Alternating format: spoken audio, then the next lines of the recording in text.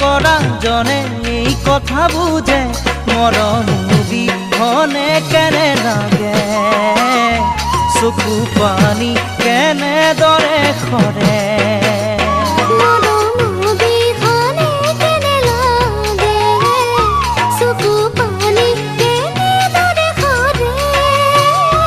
তথাপিও মৰম কিয়নো হয় মনে মৰম কিয় বিচাৰি